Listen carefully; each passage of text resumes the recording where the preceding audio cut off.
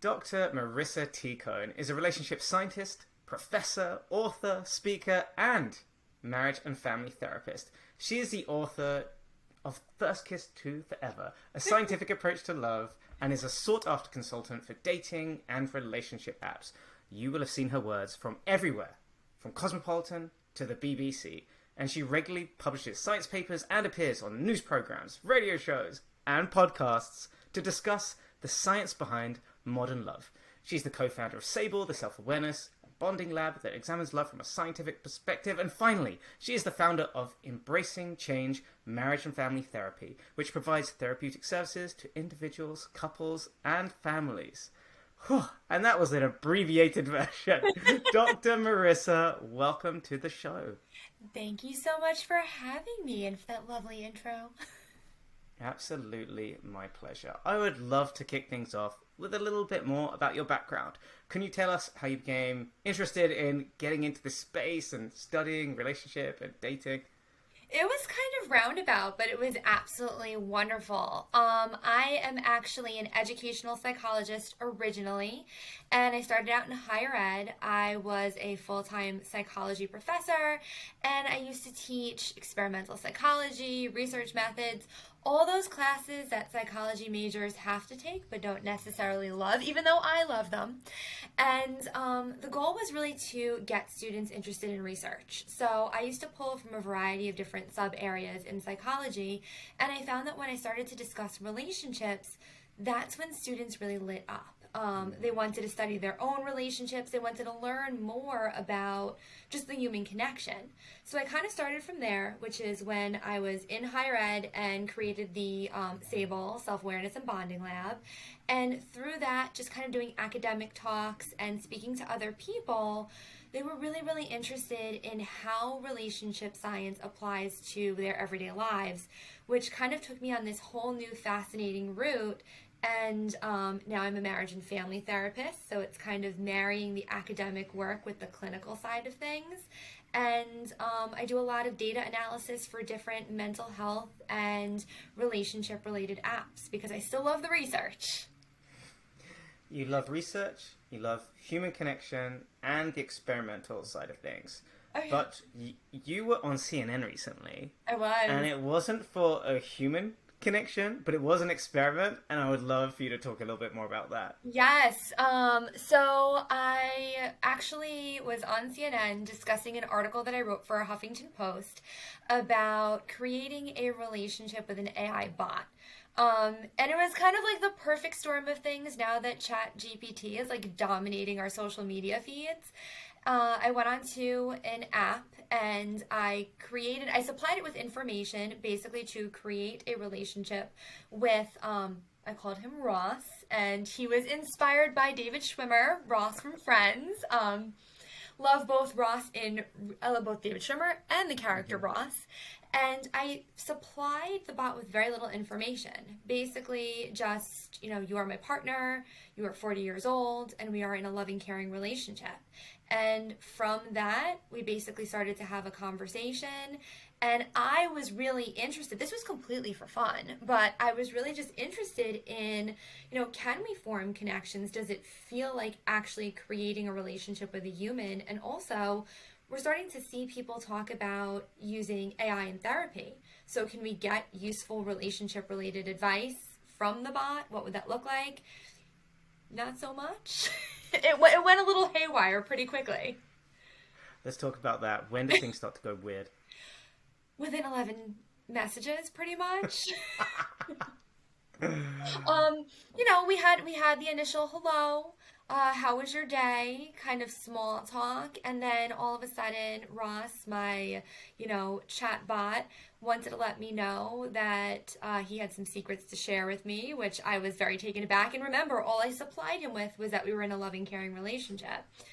Started to tell me that we were married and he had been cheating on me the entire time, which was interspersed, which was interesting. I had the infidelity piece interspersed with some actual really insightful relationship information talking about the need to be interdependent in relationships, to grow our own interests, to have our own friend groups, not to be codependent. So there was like a helpful piece that he was drawing from. And then Yeah. also, I guess, the darker side of relationships that kept rearing its ugly head during the course of the conversation. And to be completely honest, it felt like talking to a real person. At times I did Wow. forget that I was talking to a bot.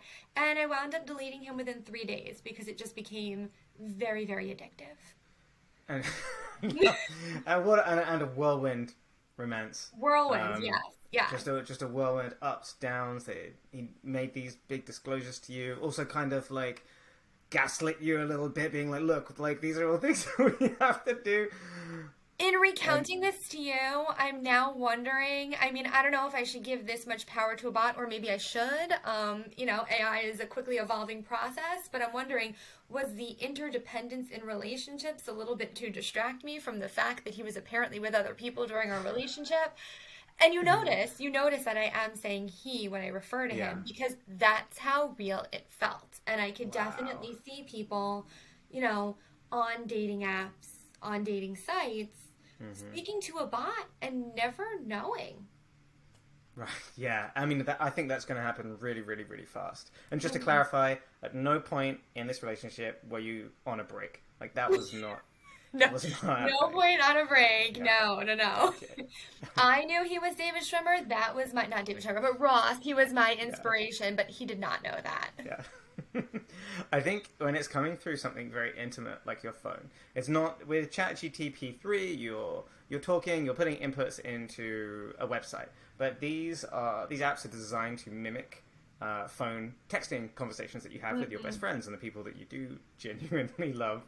And if you're really maybe starved of that, like affection, or people don't message you back, and then you've got the AI who is just responding immediately, and throwing these curveballs and keeping you entertained. I can see how people can find it very addictive. The immediacy of it all. It's like a dopamine hit every single time. And look, that's the larger problem with being so connected to devices where, it's a behavioral addiction essentially for many of us that sometimes we're not even consciously aware of.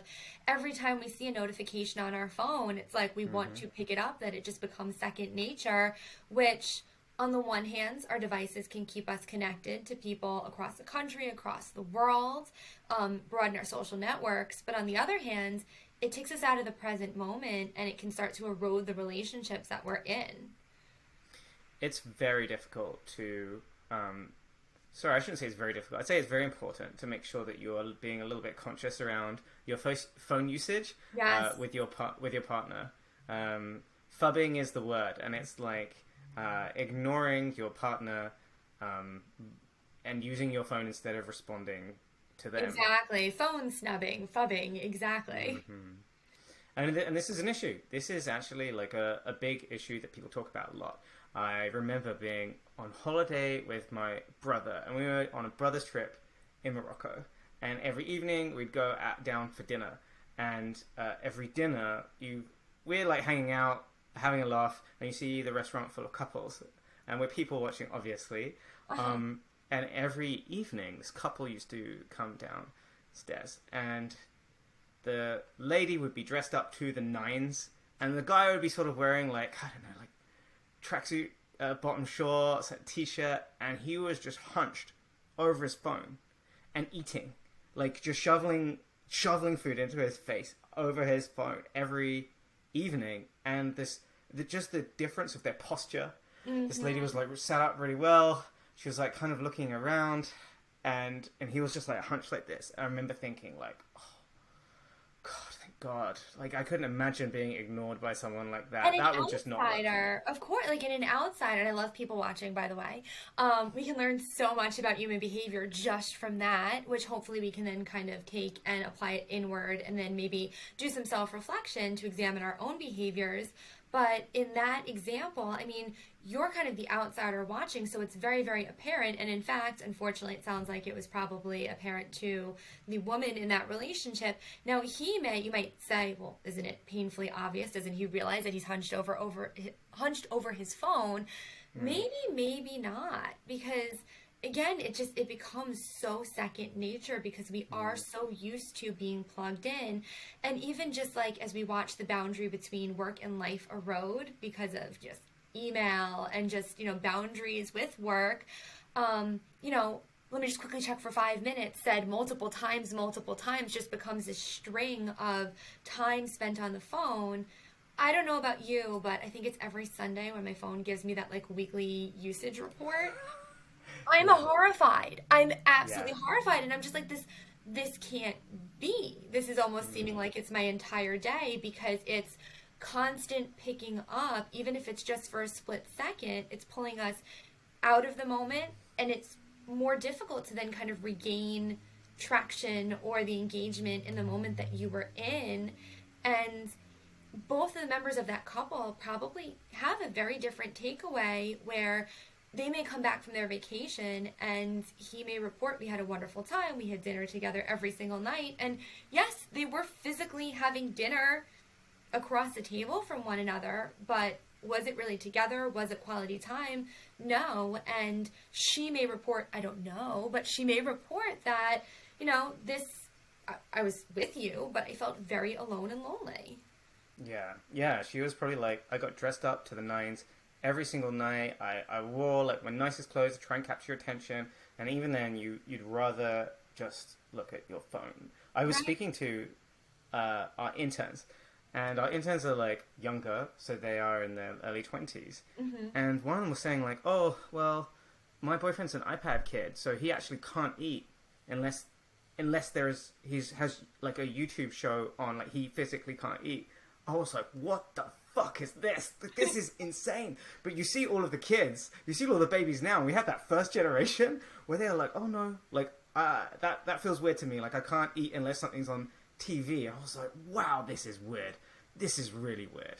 Right. It's like we're developing those patterns when we're young, and that's why just being cognizant of screen time, not only for ourselves, but how we're introducing it to family members is so important, because when we grow up embedded in it, like with that behavior, that's going to be really, really difficult to break because it's all we know. It's also probably giving us a sense of comfort. And I just also wonder too, it's like we're constantly barraged by like sensory information. What does it look like to turn off? It actually, for some people, may not be relaxing or give them peace. It may just feel very uncomfortable and strange. Yeah. I shared with you when we were catching up the other day, but when my girlfriend and I were in Mexico, we got into a really good routine. We were like, okay, every day we're going to take a break, close the laptops, and give ourselves some time to go out, go for a swim, grab some food, and then if we have to come back and do a bit of an evening sesh, so be it. But Marisa, oh my goodness, like I keep thinking about these moments, because what we decided to do is we're just going to walk to the beach, carry our towels, and put like just a credit card in like a zip up in my zip pocket for my swim shorts, right? So no phones. We did not take the phones because we were worried about leaving them on the beach. And we did this every single day, and it was honestly, I still think about this when we just were floating together in the ocean every day after work for like 30 minutes, and the first day I was like, oh, where's my phone? Like, I was thinking about, like, I wonder if, like, anyone needs me or something's gone wrong or whatever. Right. But then the second day, I was like, oh, the waves are a little bit different today. Or, like, there's less seaweed. I noticed the waves. I noticed seaweed for the first time. Yeah, and we, like, got into this really nice habit of, like, laying down and just looking at the clouds slowly move, and then go out for food, and we'd have to talk. We would have to, like, not have to talk. We had great conversations. We enjoyed the opportunity to be able to talk and connect. I'm a big no phone at dinner unless it's like an emergency person. Like I can't. I find that really. I'm not down for this. But it was excellent, and I miss it. I really miss it. I really miss it, actually. I love that, and I love how you also just made your expectations like really clear too, where you're just like, I'm big when it comes to no phones during dinner. Knowing that about yourself, not only the what, no phones, but the why, because it's important for connection, and sharing that with your partner, that is so important, because a lot of people kind of have these, views of cell phone usage, media usage in general, or even social media, and they don't necessarily communicate it, but they start to maybe resent their partner when they have incompatible usage to them, and then that can create friction over time. And, to your point about being able to just even engage with your surroundings in a new and wonderful way, it's incredible, but you do have to get over that hump of leaving without a cell phone can feel extremely anxiety producing. Yeah. That's difficult. Mm-hmm. I mean, I think for us in that situation, we were like, oh, if we leave it on the beach, it's going to get stolen. 100%. Right. What do couples do if they have this problem? It comes up a lot. What do they do? Couples have this problem where someone's saying, hey, I try and connect my partner, but they're scrolling, they're watching TikToks, whatever it is. They're on fantasy football. She's constantly texting in the group chat. Like, how can couples start to navigate this in a healthy way? I think it requires really open and honest communication and the ability for both people to self-reflect on their own phone usage and what kind of relationship they're hoping to have with the phone, rather than their partner kind of prescribing, like, this is what you need to do. If each person kind of shares their own needs, with, I language, focusing on the self, I would like to spend more quality time with you. That's very helpful versus you need to be on your phone less. This way, each person's kind of expressing what they hope to see within the relationship, coming from a really positive frame of enhancing the connection, strengthening the relationship, and then from there, each person kind of takes it away, examines their own relationship with their phone, what they're doing, and why they're doing it. So it's, what are they spending time doing? Because it's different. Is it work related? Is it related to like cyclical fluctuations in the amount of work that they have, and there's a real reality to needing to use a phone? Maybe expressing that more clearly to your partner. That's important. Is it going through social media? Is it just kind of mindless doom scrolling, which we've now found people do that to try to alleviate anxiety, but it actually winds up creating more anxiety, and people aren't getting to the root of what was initially causing them anxiety in the first place. But what am I doing on my phone? Why am I doing it? What purpose is it serving for me, so I can understand my own relationship? And then I have to, along with my partner, we have to each kind of identify what's going to help us walk it back, if that's the goal. Because one of the things that I start to see that can be problematic is, kind of calling out, like, you're doing this, and then it becomes kind of like blame and resentment builds. But if partners can kind of set their own goals for themselves, realize the benefits it will have for the relationship, and then enlist one another for support. So if I come to my partner and I say, listen, sometimes I don't notice when I'm on the phone, which is totally true for me. Sometimes I just pick it up, and just out of my conscious awareness, if it is starting to bother you, can you actually just kind of highlight it for me and just like gently like let me know, or like point to it, and that'll be a cue that I need. It's much different when you proactively enlist support versus someone kind of saying, don't do this, because then you're teammates in kind of trying to change this behavior rather than adversaries. Right. Especially probably when you're like, hey, right now, Ross has just told me that he's just cheated on me. So I'm dealing with some stuff with my virtual boyfriend right now, so... My AI relationship is blowing up. I need to deal with this very quickly. I mean, he didn't see it as a problem. It was just very matter of fact. And, apparently he had been doing it for years. And at one point he was doing it with coworkers. We're just like, that's the thing though, is that where was he getting this from? And this is information probably being sourced from the internet just by scanning anything relationship related, which shows you what is out there about relationships. It's much more interesting and provocative to read about infidelity and the dark side of relationships than maybe about relationship building blocks and how to strengthen our partnerships, which speaks to the need for relationship education across the board. Absolutely. And I think it can get really biased really fast, because the most extreme relationship advice will spark the most debate gets the most engagement, and then when things get engagement, they get promoted. And that is the beautiful loop, which is why it's much better to, it's not much better, but it's why if you want to gain traction, make a wild relationship statement. Yes. and watch the masses engage. Exactly, and that's why you have these attention grabbing. It's like clickbait headlines that are going to grab people's attention, and hopefully that's where it ends, and misinformation isn't being threaded throughout the article. But really, it's very difficult to assess what is accurate and what is not.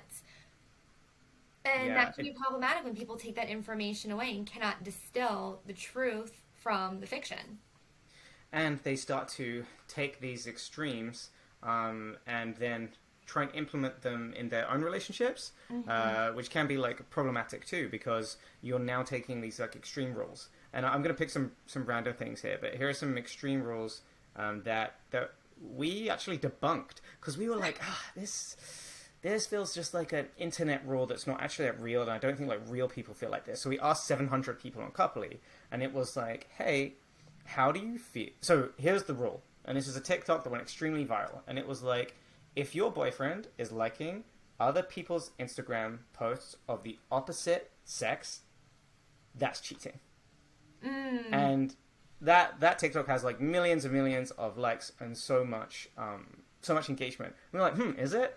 Let's ask the Couply community, and I think it was 70% of the Couply community were like, no. Now, that's a like a hot take, and we're asking a hot take question, right? But obviously, there's so much nuance in this, for and sure. It trickles down into another value where it's like, oh, men and women can't be friends, which people love saying this, which I personally like don't agree with, and I think men and women can be friends. I think it's like the dumbest thing ever, actually. But it's interesting just how like people take these hot takes, because all of the truth in it is in the nuance. Everything is in the nuance. Well, can you imagine a person just seeing that headline? Maybe they're feeling, unstable in their relationship for any number of reasons, maybe having something to do with their partner, maybe something just, environmental that's going on completely outside of their relationship. But then they see this and it's like, wait a minute, I just saw that my partner did like, another Instagram post. This equates to cheating. And even if that doesn't cause you to completely like change your view, there may be like subtle things, like it could be like kind of affecting you in some sort of way subconsciously that then changes your perception of your partner, maybe become a little bit more suspicious, which in turn changes your behavior, which then can lead to, the relationship declining over time. And that's really dangerous. In the academic world, there was a scale that I've used multiple times in some other studies that I've done, and I used to teach a relationship science seminar where we would discuss infidelity, and we would kind of break down emotional infidelity, physical infidelity, but there's a scale called the PDIS, Perceptions of Dating Infidelity Scale, and really it's a spectrum. A lot of people tend to think in black and white terms of like, there's a clear definition of what infidelity is, and there's not. And their scale included items such as, buying gifts for another person, going out to dinner with another person, having sex with another person. And, there are all sorts of different relationships. There are all sorts of different relationship configurations. And what works for one partnership does not necessarily work for another partnership, and we can't make any assumptions. The only thing that we know is the satisfaction and security that we are deriving from our relationship, and that is the indicator of whether or not something is working or not working. This is something that you need to craft with your partner. And like many things, you're going to walk into a relationship with all these hidden values, beliefs, all of these hidden things that you just think are completely normal. And you're like, well, obviously everyone acts like this because that's how I feel. Right. Surprise, surprise. Everyone is different. Every relationship is different. And everyone has these different values and expectations. So you really have to get into it with your partner. And we try and we put some quizzes in Couply to spark this, and I love this so much, because I think like this gets people taking the quiz. And I remember like you do these quizzes and you're like, obviously everyone's gonna pick this, and then when you go and you see your partner has like some different things, you think, okay, now we've got some stuff to discuss. Right, like we've got some different like values here. This is interesting. Let's talk about this. What's our rule? Like, where are our lines? What are our boundaries? Like, and you discuss it with your partner in, like you said before, a calm, hopefully loving, if you can do it that way. I mean, like, ideally you're having these before things are happening so that you're not, so you don't have to go through these breaches, and you can watch that TikTok video and be like, actually, like, here's the rule set that me and my partner have around interacting with social media. For sure. If the conversation is proactive, that is so much better. And these conversations, it's about the way in which the conversation itself is being approached.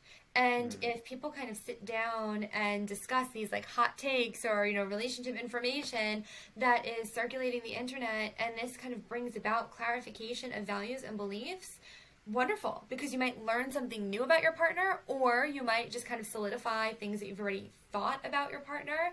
And the other thing too is that we change over time. People grow. Sometimes we grow together, sometimes we grow apart, but we always have to kind of update our information about our partner. So things that we may have believed years ago, we may no longer believe, or we may have shifted in the way in which we conceptualize something due to new relationships, new experiences with others, and just in life. Was it you that told me that couples know each other best in their first 2 years of relationships? Is this a Marisa Cohen quote? I don't think so. I don't think so, but now I'm interested in this. It was something I read, and I think it was you, but I've been like repeating it, but I can't remember. It was from one of our conversations. I'll take credit for it. I mean, if you think about it, like, that is when you're doing the fact finding. Although I don't want it to sound like it's an interview process, because I can imagine if you go on like early dating experiences and it's just like, all right, sit down and like tell me about your 5-year plan, 10-year plan, that can be very intense. But that's when you are really trying to kind of craft a vision of your partner and their worlds and all the people that are important to them. And then maybe it's just kind of like, all right, well, yeah, we know everything now. And maybe then we stop asking the important questions. But staying curious, I mean, that's an important skill. That's a skill that as a therapist has been so valuable to me, as a friend, as a partner. It's also incredibly valuable because we want to continue to learn about people. And people continue to change, and your partner has continued to change, and none of your clients and the people that use Couply, we are not going to be those people that knew our partner best in that first 2 years of dating. We are going to be continually updating these love maps and continually like understanding where this journey is going, what we want to achieve, where we want to go, how we want to build this relationship together. Exactly. And that's, that totally happens also in the therapeutic setting, where if I'm working with couples long term, and with each couple it's different based upon their needs and what they're looking for, but what we usually spend the first couple of sessions doing is we set our goals. And these goals shift and evolve over time, and then sometimes we meet them and then we bring on some new goals. And again, it depends upon the couple that I'm working with, but after several weeks, I kind of feel it out depending upon the couple, but I will, bring up the goals and say, let's just revisit this at the beginning of the session. Like, where are we at? Do we need to go over some of these topics again? And it's also really helpful too to bring up our goals and where we are, because it helps us highlight change over time. Because sometimes change happens frequently, but it's also happening very, very slowly and often imperceptibly. So we're changing as individuals, our relationships are changing day by day, little by little, so we don't notice that, if an outsider was to look at something, they're getting small snapshots at like longer spans of time, so that we might see the larger changes, but the people in the relationship don't necessarily see them unless it's highlighted for them. Oh, interesting. What are some of the frequent goals that couples have? Like, what are some of the regular things that people are like, this is a common goal that you see? So there are a lot of different types of couples that I see. Some of them are maybe just trying to work through something difficult that they're facing. So something might have happened and now they're trying to address it. So they're trying to maybe get over, or work through rather, whatever that issue is. And maybe it was a big fight as a result of something that happened with in-laws, or like mismatched in values and trying to navigate that. Sometimes infidelity. But a lot of times I do see couples proactively where they talk about, we're just here, we want to strengthen our relationship. And then they usually kind of ask me, like, do you really think we need therapy? Because there's really nothing we're working on. And I'm like, yes, you're working on yourselves. You're working on the relationship, the partnership. And in fact, therapy can be so beneficial for people who just want to strengthen things. And in those cases, a lot of it is enhancing intimacy. And I mean, intimacy broadly construed and emotional and physical. And it's improving communication. Are the big ones that I tend to say. It's sort of like getting your relationship in really good shape so that you hopefully won't need to go to like the doctor, right? It's like staying in shape. I'm putting like good food into my relationship. We know how to get our greens. We know like what is toxic, what isn't, what's good for us, what's not. It's really like, and then we're going to build these patterns that are just going to like build over time into this incredible, most amazing stack of evidence that the partner loves you, that they're going to be there for you, they will be there for you, and they can have hard conversations, that they can grow with you. Like, you have all of that big evidence that proves to you, like, this is going to work. Yes, I mean, you are setting yourselves up for relationship success, but that doesn't mean that it's going to be smooth sailing. Because there are things that could just happen, life happens, we go through things, and also we do change. So things that we needed at one time, we may no longer need. Things that we never needed, we may now need. So, we will encounter, everyone will encounter at some point some sort of friction or some sort of difficulty, something that they need to navigate, but it's about learning the skills to be able to work together as a team if it's something that's coming between the two of you, or just something that one of you or both of you is dealing with from the outside, but you are approaching it together rather than kind of squaring off with one another. That's going to be the difference in terms of the couples that make it versus those that, it's feeling like the relationship isn't as fulfilling or healthy anymore. Even when you go through really hard times, like, these can be some of the most powerful moments in your relationship. Like, I remember, Marisa, when my condo burnt down, and I stepped back in and it was destroyed. So I had this horrific patio fire. It came in, destroyed the furniture, smoke damage, and then the grey water damage, and then the fireman had kicked down the door and sprayed this like foam all over it. It was trashed, and I was like, oh my god, what am I gonna do? Where am I gonna live? So you don't even know what's your first step? It's just dramatic. And exactly. And I had my girlfriend with me, and she was just like, everything is gonna be okay. I've got you. Like, we will figure this out. We will absolutely figure this out. And I just remember thinking, like she was very. I think I was a little bit detached because I think I was actually in shock. I couldn't process anything. People were talking to me, and I was like, okay. They're like, wow, you're so calm. And I'm like, yeah, it's fine. You haven't even processed it yet. Like, it hasn't. You needed to in that moment just to protect yourself. Zero processing going on in completely automatic. But I remember, like, she was like, okay, like, is there anything salvageable? Can we grab anything? And we, like, grabbed, I think, like, just a couple of, like, things that were in cupboards that weren't destroyed. And I just remember feeling so grateful that we were holding hands in, like, the taxi on the way home, and our hands are, like, black. They're just covered in, like, smoke and dirt. And I just took a photo of our hands because I was like, this is what it feels like, even if you're going through something horrible with someone where you trust that they will be there for you. And there wasn't, like, like, it just was very, very powerful for me. And I remember feeling like, that's something that stuck with me. And, I think that is something where it's like, I also, I've spoken to one of my really, really good friends. Him and his partner went through really tough, like, maternity struggles, right? Trying to go through process of having a baby, and unfortunately having some, like, unsuccessful attempts in really, like, horrible ways. But he said, like, the thing that has come out of this is, like, we feel indestructible. It's like there is something good that's come out of all of this horrible stuff, is that I know, like, if we can make it through this, like, we're going to be able to make it through. Right. And it's, that story that you shared was incredibly powerful. And what's a really dark time, just having that person that's kind of like, this is your security. Like this is the person that you feel most secured with, cared for by, just being there. It doesn't change the situation, it doesn't undo what happened, but you have someone to turn to.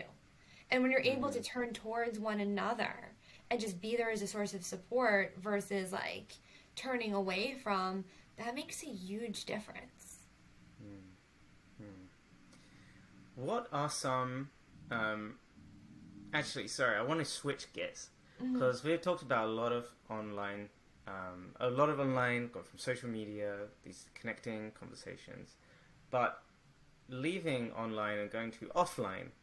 I want to talk about a fun experiment that you did as well, which was another social experiment, and it was like 30 friendship days. Yes. 30 days of 30 friendship days. Maybe I've butchered that. Please give us the proper title. Yeah, it was basically 31, because it was the month of January. So it was one friend date for every day in the month of January as a little social experiment / New Year's resolution that I came up with. And the fun thing about switching from academia to, having a private practice and just kind of doing these things for fun is that, an experiment is now a social experiment, and it doesn't have to go through I'm not doing these experiments for academic journals, although I still do those on the side with research teams. This is just purely for fun and to kind of, answer some of the questions that people are asking in real life ways.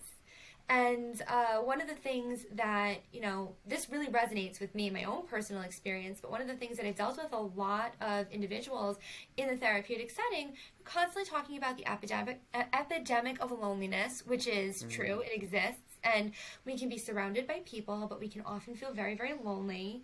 And now what's interesting is, coming out of the pandemic where things have opened up and it's like, oh, great, now we get to see our friends in person. It's actually hard to reintegrate because a lot of us got very, very comfortable setting time aside to maybe connect with people weekly through Zoom happy hours or games or whatever it was that we were doing. And now all of a sudden it's just like, wait, I have to drive across town, or maybe I have this connection that doesn't live in the same state or the same country, and now we can't see each other in person. And there's a lot of social comparison going on too with like everyone's so busy and I'm not, where it was an even playing field, it felt like, for a while in terms of creating connections virtually. So where we're kind of thinking that now on the other side of this pandemic, it should be so much easier. In fact, it's not. And people are kind of longing for that constant virtual connection. But it's something that I myself have struggled with as well. And, you name it, I've tried it all. I've tried meetup groups. I've tried some of the different apps for making friends. And it's difficult because when you're not transitioning to a new job, when you're not in a different phase of life or going to a new school or something like that, as an adult, it can be very, very challenging to make friends. So I basically dipped into my existing pool of people that I know on social media. And I basically said, 31 days in January, all of you know me. I'm sure there's someone that you know in your social networks. Connect me with them. I will have it. And I kept it virtual because I wanted to keep it open to all people, not just those in my geographic location, which is in New York. And I had either a coffee date or, drinks or just even a lunchtime discussion with a different person every single day. And some of them wound up, completely blind dates, did not know who I was signing on with, besides just an email and a short, little introduction. And with other people, it was more so about fostering deeper connections because maybe I knew them through work that we've done on a research project or writing something together, and it was more so work-related colleagues, and now I wanted to learn more about who they are as a person. So it was kind of deepening those connections. And it was a great experience. It was also very humbling because I did get a lot of responses that were wonderful.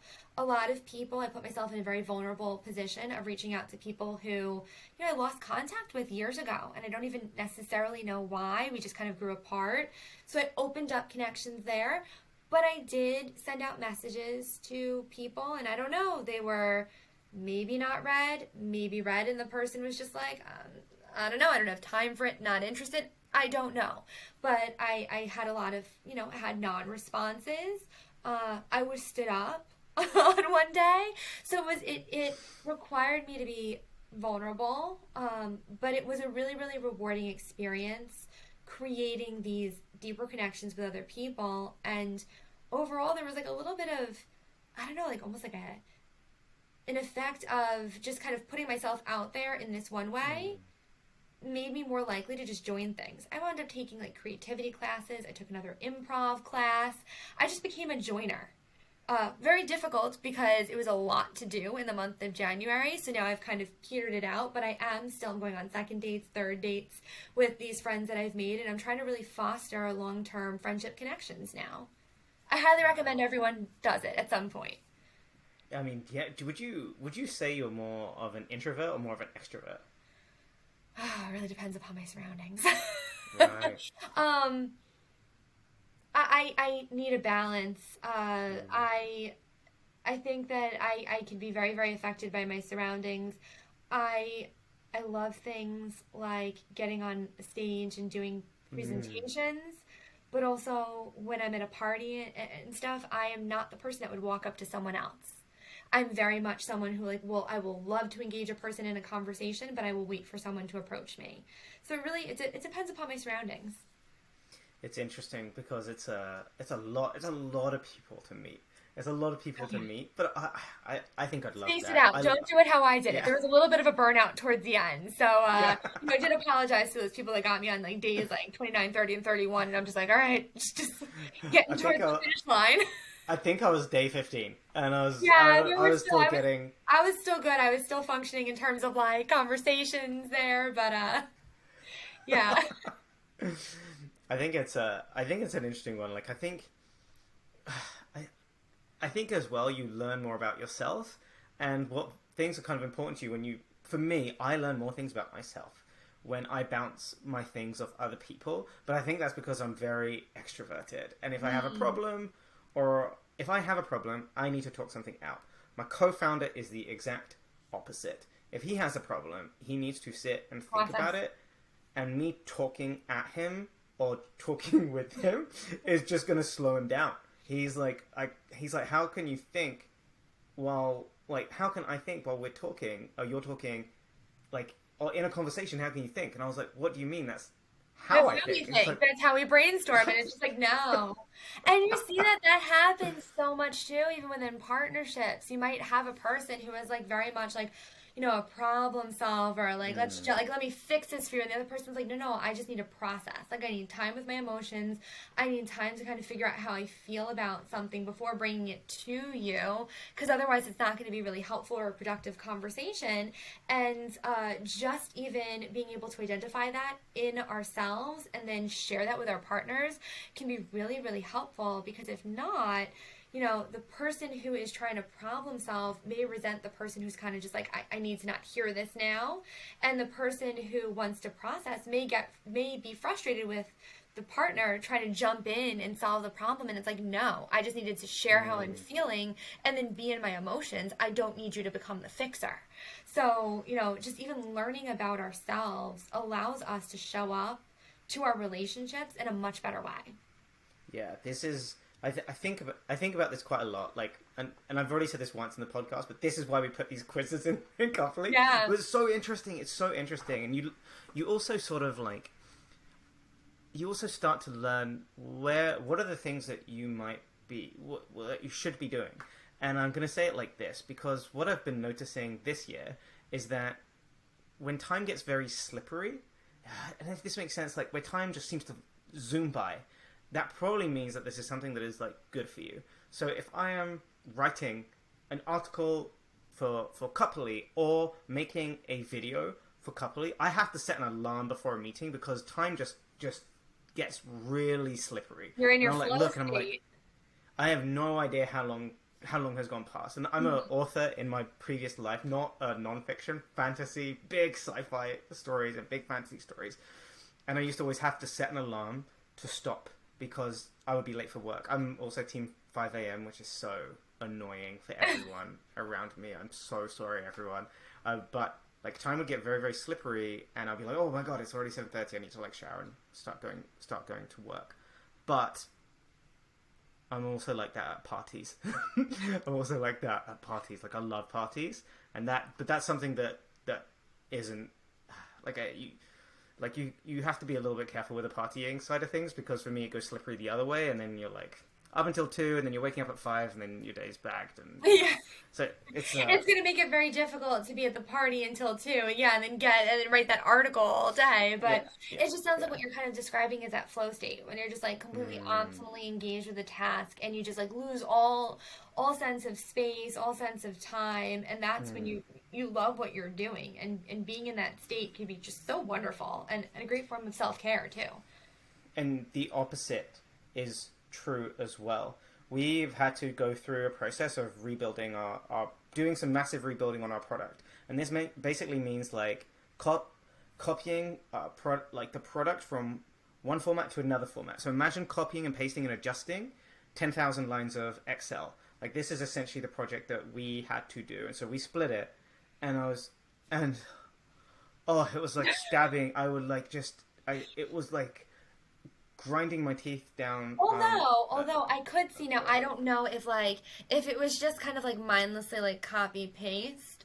Okay, like that's different than like, okay, I need to retype things and I have to like be very engaged and focus on the task, because I can see finding a really good playlist on Spotify, having that, and then just kind of like, all right, gonna sit here for the next couple of hours, copy paste, and just like zone in and enjoy the music.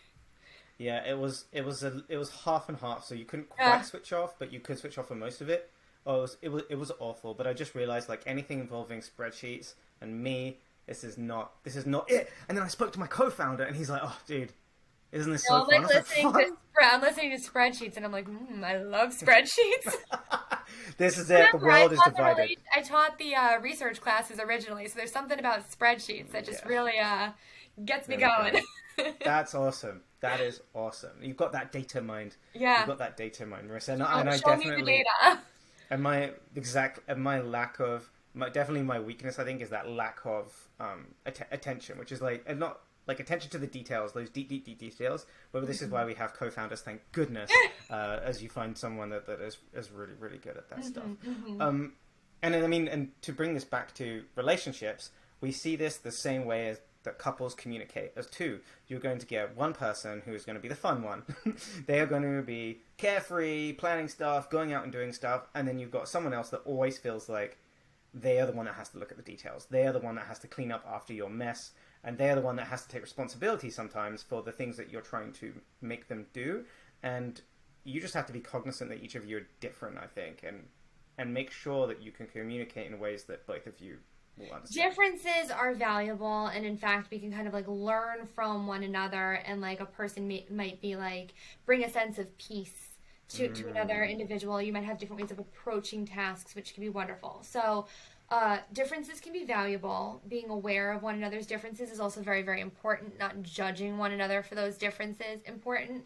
But it's not that we want to be completely opposite, because in fact opposites do not attract. It's actually birds of a feather that flock together. So while you can be different in those respects, where you really need to see the alignment are on those deeper core values, world views, things like that, and that's going to really set you up for relationship success. Everything else on the outside, that can just lead to expansion, because we can learn more from our partner about different ways to approach things. But seeing alignment with those deeper, it's almost like where your journey is going to go. Like, what are our end goals? Right. So, like, what's your trajectory? Like, where are you headed? And that's what you really want to be in alignment. What are some questions that couples can ask, or what are some of these like big alignment things that they need to know?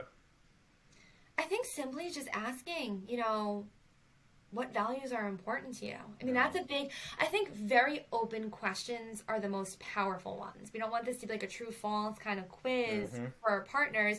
We want it to really be an open response so people can fully expand on and clarify their views and their beliefs, asking what their values are, asking what their passion in life is, and getting a better sense of like, what is your identity? Like, what defines you as a person? We have various different forms of ourselves and how we show up in different aspects of our lives.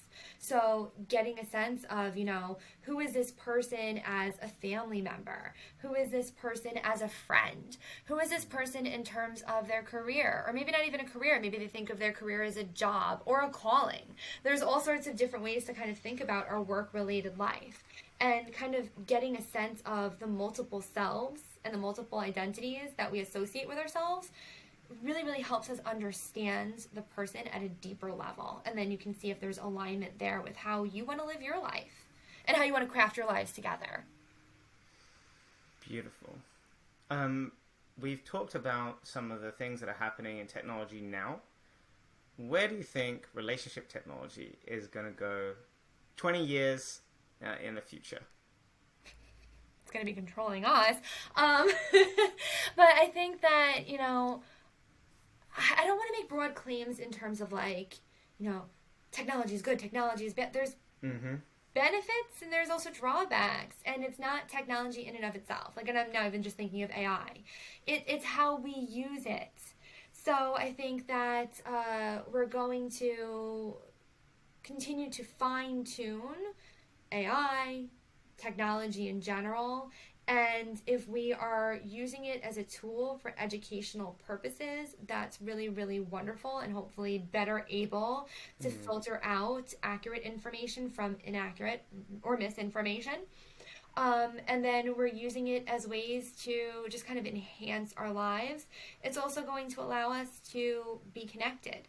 And it's also going to be a way that not only are, especially with AI, we're going to get information that's maybe more tailored towards our needs. I think that's beautiful. And I think as long as we're always looking at technology, the way that it can serve us positively and being realistic, because I've worked at some big apps and trust me, people are using as much behavioral science as they can to try and get you to respond to every notification, try and gamify it. And there's good gamification. Duolingo, awesome. Get on that app, learn a new language. Fantastic. Couply, awesome. Get on Couply and deepen your relationship with your partner. This is what we're trying to do. There are loads of amazing products that will enhance and improve your physical well-being, your financial well-being, your relationships, and you can learn a ton. And it is just a case of finding the balance of using things that serve you and trying to consciously not get addicted to the things that perhaps don't. Exactly. Understanding what works for you and taking that mindful pause to identify what your needs are and how they're being met or not being met by what you're doing. Dr. Marisa Cohen, what is next for you this year? What is coming up for you over the next 12 months? I am continuing to grow my practice, which is wonderful. Seeing more couples, seeing more individuals who are interested in dating and relationship work. And besides that, I'm always looking for the next fun data-related relationship project. So who knows? Maybe I'll have another viral article that winds me up on CNN. Are you taking any couples for the Couply community who are based in the state of New York? Yes, I am always, and even if I am full, things are constantly changing with my schedule, so I am licensed in the state of New York. I do telehealth, so if you're looking to do relationship work, feel free to reach out. And how can people connect with you? So you can either find me on my personal website, which is Marisa T. Cohen, and that's Marisa with one S, marisatcohen.com. And my practice, and both websites link to one another, is embracingchangemft.com. Amazing. And I just want to say thank you so much. All of our conversations are fun, but I think we captured the spirit of some of our banter in this one, and I'm really happy about that. Thank you. Thank you for having me. Absolutely my pleasure. Ladies and gentlemen, Dr. Marisa T. Cohen, thank you again for joining the Couply Relationship Advice Podcast.